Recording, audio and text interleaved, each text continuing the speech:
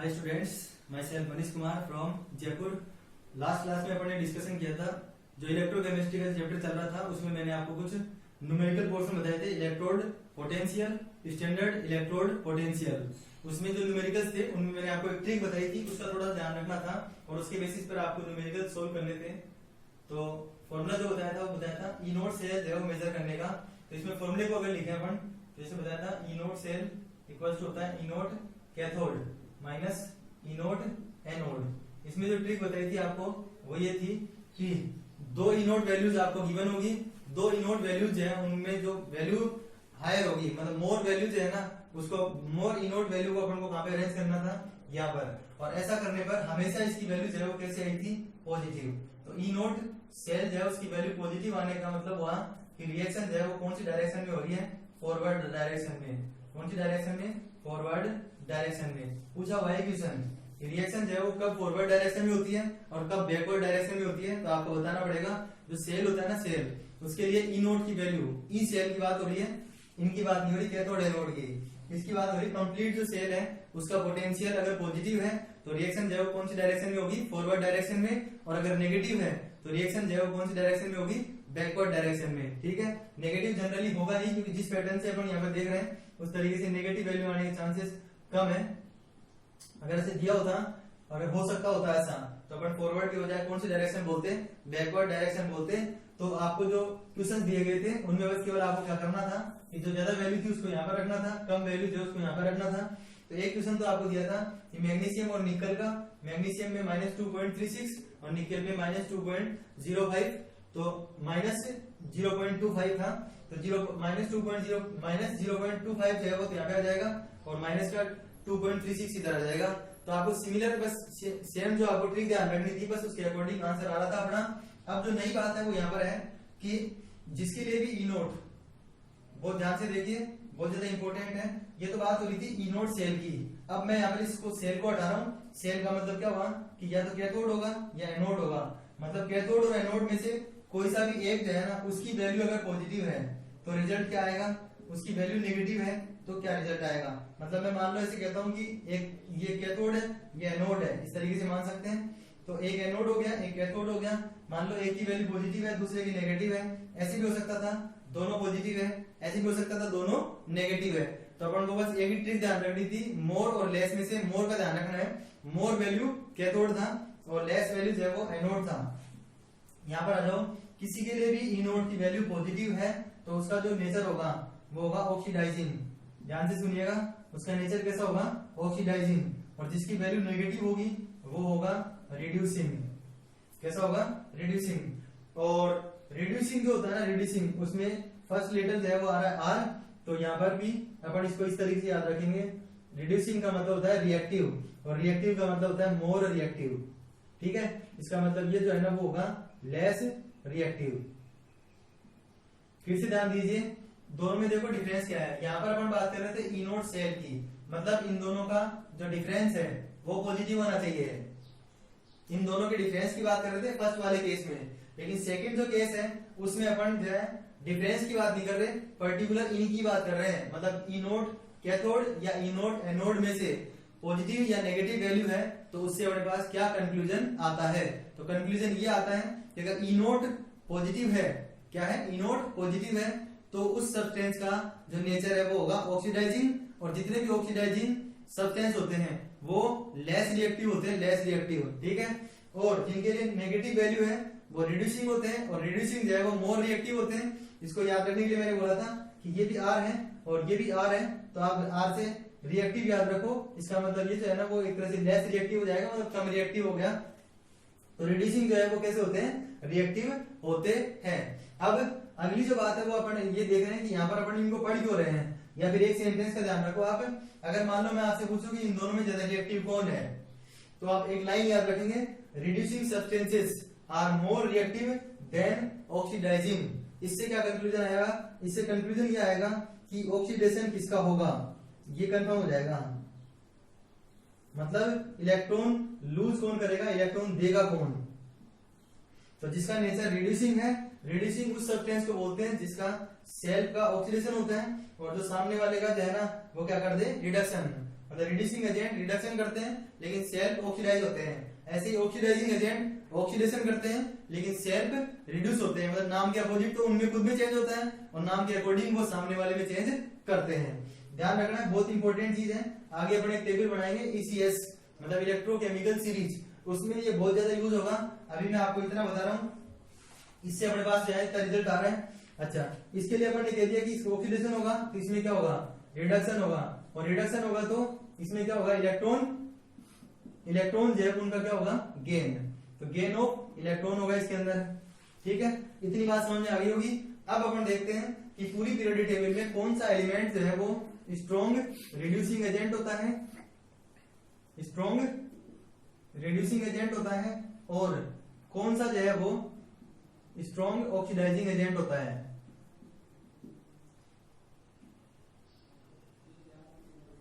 Strong reducing agent और strong oxidising agent आपको पता लगाना है। तो वैसे तो मैं आपको डायरेक्ट बता रहा हूं, यहाँ पर तो आंसर आएगा लिथियम, और यहाँ पर जो आंसर आता है वो आता है फ्लोरीन F2।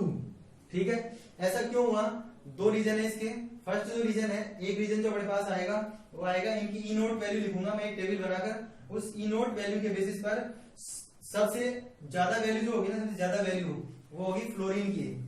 ई नोट वैल्यू की सबसे ज्यादा वैल्यू होती है किसकी, फ्लोरीन की, इसलिए फ्लोरीन ऑक्सीडाइजिंग है। और ई नोट की सबसे कम वैल्यू जो होती है वो किसकी होती है, लिथियम की। लिथियम के लिए जो ई नोट वैल्यू होती है वो होती है माइनस की 0.35 वोल्ट, और इसके लिए होती है प्लस के 2.87 वोल्ट।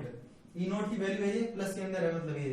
तो एक रिजल्ट और आप यहाँ पे एक लीनियर लाइन में याद कर सकते हो, एक सिंगल लाइन में याद कर सकते हो कि ई नोट बढ़ेगा तो कौन सा नेचर बढ़ेगा, ऑक्सीडाइजिंग नेचर बढ़ेगा, और रिड्यूसिंग नेचर जो है वो क्या होगा, कम होगा।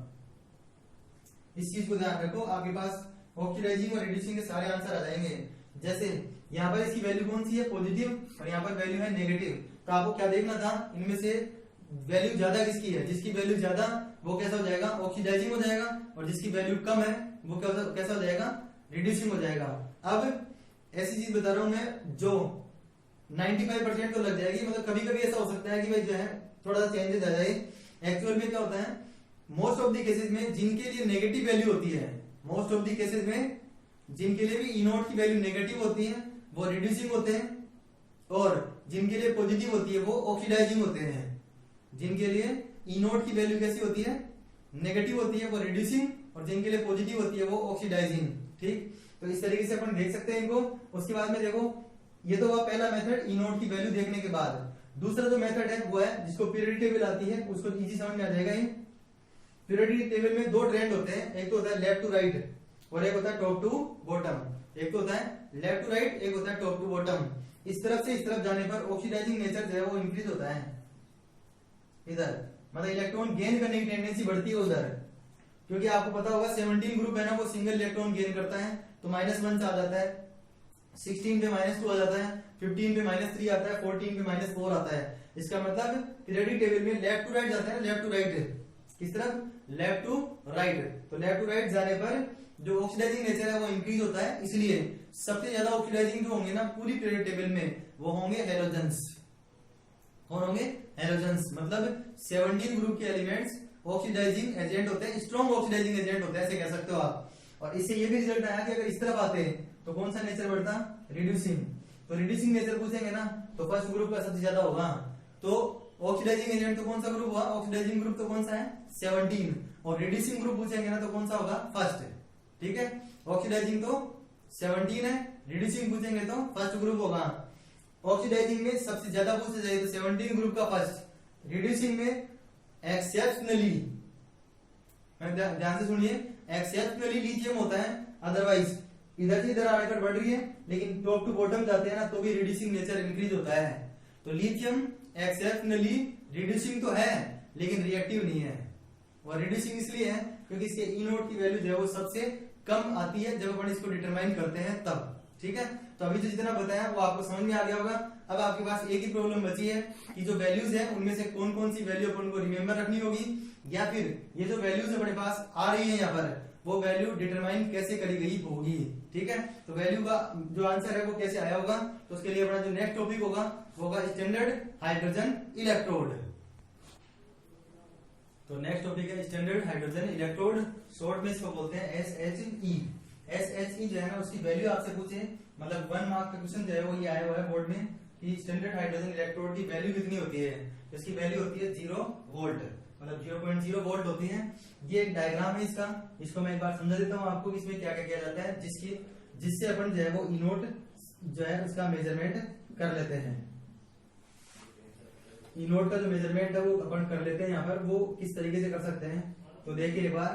सबसे पहले यहाँ पे स्टैंडर्ड टर्म आ गई, तो मैंने आपको बताया था कि जब भी स्टैंडर्ड टर्म आती है तो कंसंट्रेशन क्या होती है, यूनिट, मतलब 1 कैपिटल M। यहाँ पर लिखा हुआ H+ का मतलब ये एसिडिक सॉल्यूशन है, कौन सा एसिडिक सॉल्यूशन।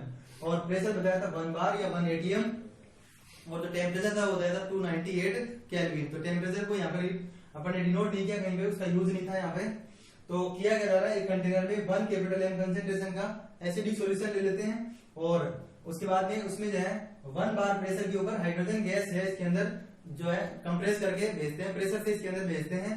और ये जो फॉइल लगी हुई है वो है प्लेटिनम ब्लैक, मतलब प्लेटिनम का एक एलोट्रोप होता है, इसको प्लेटिनम ब्लैक बोलते हैं। व्हाइट फोस्फोरस, रेड फोस्फोरस, तो फोस्फोरस के एलोट्रोप्स होते हैं वैसे। उसके बाद में ये जो वायर है ये प्लेटिनम या फिर गोल्ड का हो सकता है, ठीक है। तो एक तो क्वेश्चन पूछा जाए, क्वेश्चन नंबर 1 तो ये हो गया अपने पास। क्वेश्चन नंबर जो है 2 है वो इसका कंस्ट्रक्शन पूछ सकते हैं, डायग्राम आपसे पूछा जा सकता है। क्वेश्चन नंबर 3 जो है वो है कि जो प्लेटिनम और गोल्ड है ना उसी के इलेक्ट्रोड यहाँ पे क्यों यूज करे गए, और डिटरमाइन कैसे करते हैं इसकी ई नोट की जो वैल्यू होती है वो। सबसे पहले मैं ये बता रहा हूँ, फिर उसके बाद में इसको डिस्कस करेंगे। सबसे पहले जो है वो है कि ई नोट सेल में से एक तो है EC और एक है EA, मतलब एक तो C मतलब कैथोड हो गया, E मतलब एनोड। अब एक्चुअल में क्या करते हैं कि जो मेटल होते हैं ना, मेटल उनको रिएक्टिविटी के बेसिस पर 2 कैटेगरी में डिवाइड कर रखा है। किसको, मेटल्स को 2 कैटेगरी में डिवाइड कर रखा है। एक तो मोर रिएक्टिव मेटल हो सकते हैं और एक लेस रिएक्टिव मेटल हो सकते हैं। जो मोर रिएक्टिव मेटल होता है उसके लिए बताया था आपको चैप्टर के स्टार्टिंग में, more reactive metal can oxidise at anode, मतलब जो मोर रिएक्टिव मेटल होगा ना वो क्या होता है, ऑक्सीडाइज हो जाएगा कहां पर, एनोड पर। इसका मतलब जो मोर रिएक्टिव है उस मेटल को अपन यहाँ पे ले लिया, तो इस जगह पे किसको लेना पड़ेगा, हाइड्रोजन को। इसीलिए ऐसे कहा जाता है कि जो भी रिएक्टिव मोर रिएक्टिव मेटल होते हैं उनके लिए जो ई नोट होता है, ई नोट उसकी वैल्यू कैसी होती है, नेगेटिव, क्योंकि यहाँ पे 0 आ जाएगा तो यहाँ पे वैल्यू कैसे जाएगी, नेगेटिव। ऐसे ही अगर लेस रिएक्टिव हुआ तो लेस रिएक्टिव होने का मतलब हुआ कि हाइड्रोजन उससे ज्यादा रिएक्टिव है, इसका मतलब हाइड्रोजन को इस जगह पे रख देंगे तो जो वैल्यू आएगी वो यहाँ पर जाएगी -0। तो किसी भी वैल्यू में से -0 करेंगे तो वही वैल्यू बच जाएगी, तो कैसे बचेगी यहाँ पे, पॉजिटिव।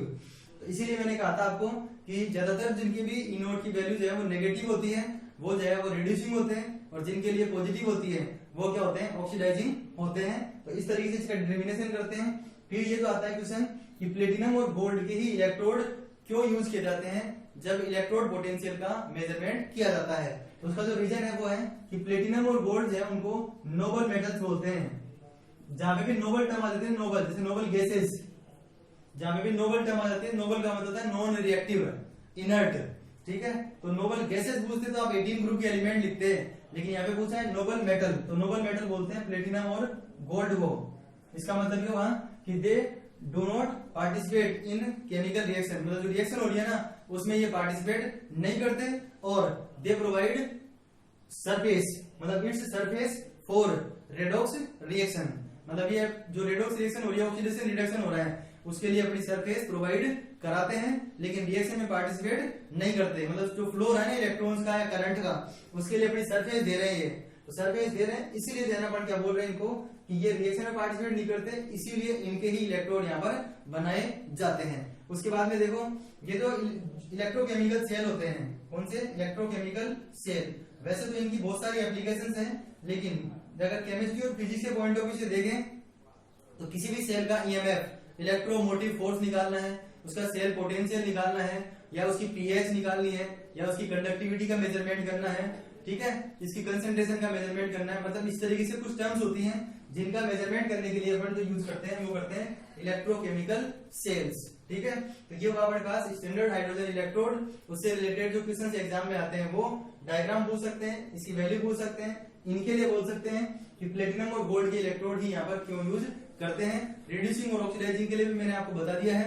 उसके बाद में अब अपन जो टॉपिक पढ़ेंगे आगे वो होगा जो रिड्यूसिंग और ऑक्सीडाइजिंग जो होते हैं उनकी जो वैल्यू होती है वो कितनी कितनी होती है, कितने एलिमेंट्स की वैल्यू जो अपन को रिमेंबर रखनी है, याद रखनी है वो मैं आपको बताऊंगा। आगे वाला टॉपिक जो होगा उसमें इलेक्ट्रोकेमिकल सीरीज होगी उसके अंदर, ठीक है। उससे पहले मैं आपको एक इन्फॉर्मेशन दे रहा था कि पहले भी मैंने आपको बताया कि जो वीडियोस हैं उनमें चैप्टर की नेमिंग कॉमन है हिंदी और इंग्लिश मीडियम के अंदर, इसीलिए आप जो है वो चैनल जो उसकी प्लेलिस्ट में जाकर 12th केमिस्ट्री इंग्लिश मीडियम में जहाँ पे वीडियोस आपको मिल जाएंगे अपने पर्टिकुलर मीडियम जो है उसकी वीडियोस आप वहां से देख सकते हैं। थोड़ा आपको सहूलियत होगी, नहीं तो वो मिक्स हो जाता है उसके अंदर। वैसे तो मैंने जहाँ पे नेमिंग लिखी है उनमें HM और EM लिख रखा है, हिंदी मीडियम और इंग्लिश मीडियम, तो वहां से भी आपको पता लग सकता है। रेगुलर आप कंसंट्रेट कीजिए स्टडी के ऊपर, और जो स्टूडेंट बच रहे हैं जिनको एजुकेशन नहीं मिल पा रही है, जहां तक अपन पहुंच नहीं पा रहे हैं वहां तक आप इसको जरूर पहुंचाएं और वीडियोस को देखिए, उनपे लाइक और कमेंट्स कीजिए। कोई प्रॉब्लम आपको है तो उसको आप जो है वहां पे कमेंट बॉक्स में लिख दीजिए, या फिर मैं आपको मेरे व्हाट्सएप नंबर दे देता हूँ, उसके ऊपर जो है आप उसको भेज दीजिए, मैं उसका जवाब दे दूंगा आपको। तो व्हाट्सएप नंबर जो है वो आप नोट कर लें 9887617648 9887617648। और चैनल का नाम तो आपको पता ही है, tricky chemistry bye Manish sir. ज्यादा से ज्यादा सब्सक्राइब कीजिए इसको, जिससे सबके सब इसका फायदा उठा सके। Thanks for watching.